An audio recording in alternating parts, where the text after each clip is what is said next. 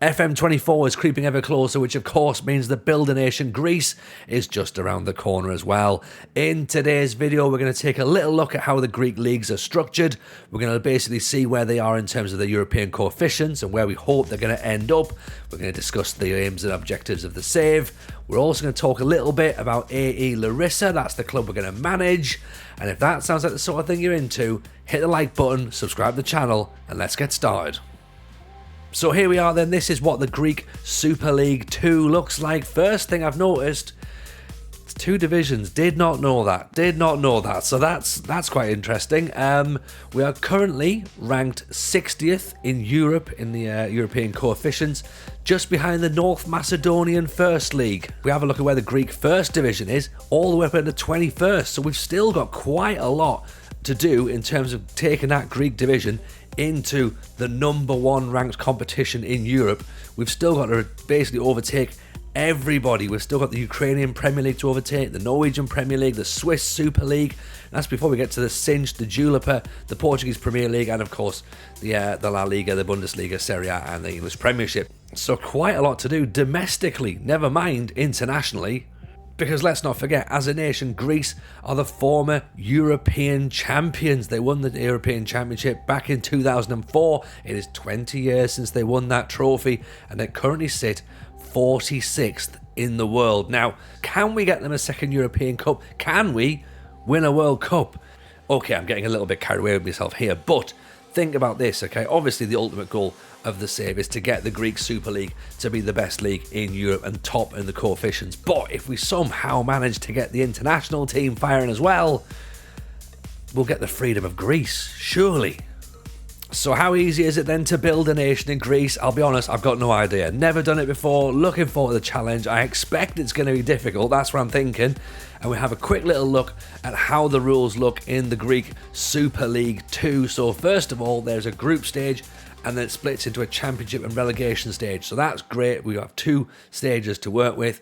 24 teams overall, of course, in the Greek second division. So that's 12 and 12. 22 games where we play each other twice.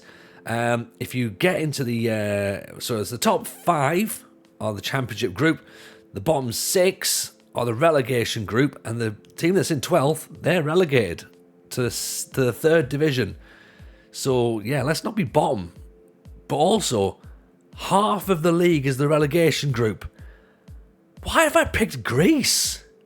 I'm guessing the reason I've picked Greece is they've probably got some really handy rules when it comes to registrations and players like that. So let's have a little look. So we can have 8 non-EU players. We can have a maximum of 4 non-EU players who are not including the under-23s.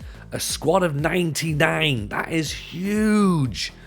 It's going to help for building a nation because we're literally going to build an actual nation. Every team is going to have 99 players. We can have a maximum of 7 foreign-based players over the age of 22 on loan at any one time. A maximum of 7 players over the age of 22 are allowed out on loan to a foreign club at any time. And the nations that are treated as EU. Now, this is the interesting bit, okay? This is what's made us decide that Greece is the league for us.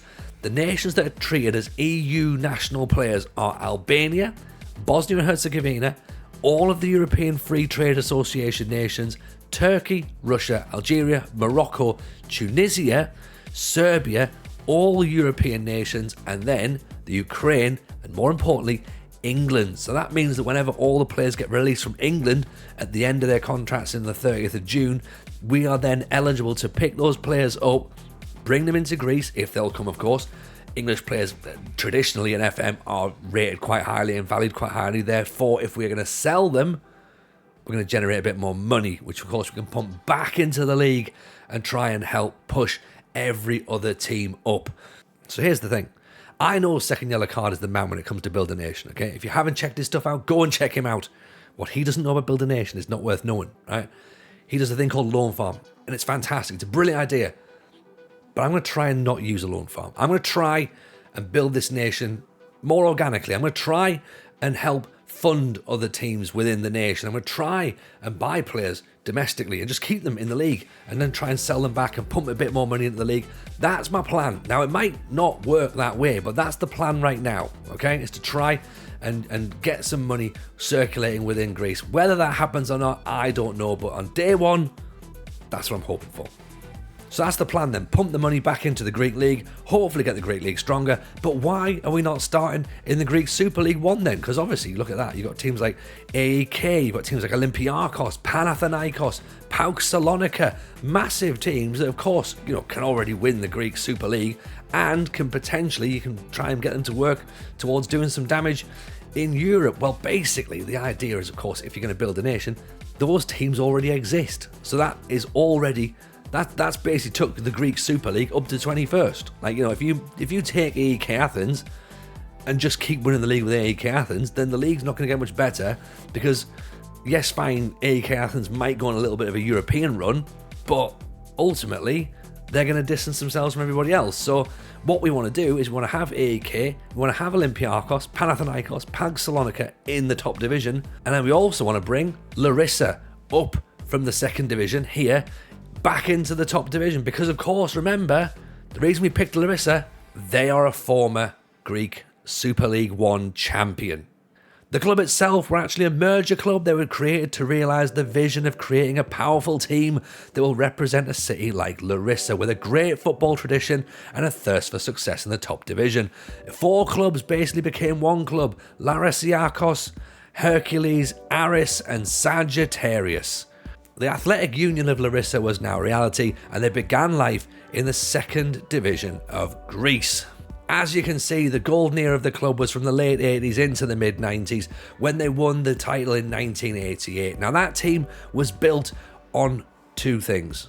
They had a lot of struggle, they were trying to rebuild themselves, and they looked at the ethos and the philosophy of the club and they said, right, here's what we're going to do. We're going to keep a few older players in there, a few experienced heads, but they were going to start bringing younger players through. They're going to bring players from the local area. They wanted to start building a local club, and they wanted those local players to be proud of the region that they represented. And that's what happened. What's the saying? You never win anything with kids? Obviously, Larissa did win something. They won the title. But the Greek authorities wanted to give that title to AEK. And they wanted to deduct 4 points from Larissa. And Larissa's fans didn't take too kindly to that, to be honest. And in fact, they actually staged a blockade around the city. 5 days that went on for. 5 days.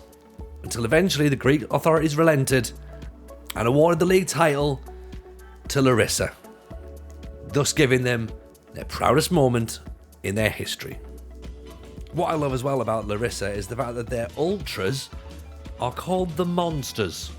We also need to look as well at the fact that the stadium that they're currently playing in is fantastic. Look at this for a new facility. Incredible. In the Greek second division that actually nearly ended up in the Greek third division. But let's not look at that just yet. And this right here is what it's all about. Glory, revolution, history. Glory for the save, revolution for Larissa, history in the making. So there you go then, that's what it looks like. That is Build a Nation Greece. That's the idea of the save, that's the objectives. We haven't shown you what the Larissa squad looks like because we're going to be doing all that live on Twitch, twitch.tv/Tony Jameson FM. We're going to look at everything there: squads, players, tactics, finances, the whole thing. The save will be streamed in its entirety over on Twitch. But if you don't use Twitch, we do have a TJFM live channel on YouTube. There's a link in the description below. That will basically be 24 hours after it's been on Twitch. It gets uploaded to YouTube in its entirety, so you get to have a look around and see what we're actually doing. If you want to find out more information about the save, join the Discord. The link is below in the description. Come and join us, come and hang out. The save file as well is going to be in there. Links to the skin, links to the kits, links to everything that we're going to be doing. I hope you're excited. I'm really excited. So come and join us 7th of November when we begin our challenge of building a nation in Greece. It's going to be a challenge.